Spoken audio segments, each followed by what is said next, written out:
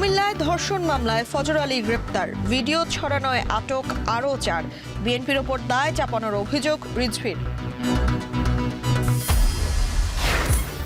জুলাইয়ের মাঝামাঝিতেও জুলাই সনদ প্রকাশ নিয়ে শঙ্কা আলী রিয়াজের। সরকারের ব্যর্থতার অভিযোগ তুলে ৩রা আগস্ট ঘোষণাপত্র দেবে এনসিপি।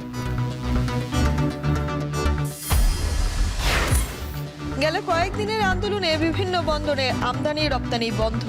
মার্চ টু এনবিআর কর্মসূচি সাময়িক স্থগিত। বিকেলে অর্থ উপদেষ্টার সঙ্গে বৈঠক। রাজধানীর হাজারীবাগে বাড়ির পানির ট্যাঙ্কে জমে থাকা গ্যাসে বিস্ফোরণ, শিশুসহ দগ্ধ 4 জন, বার্ন ইনস্টিটিউটে ভর্তি।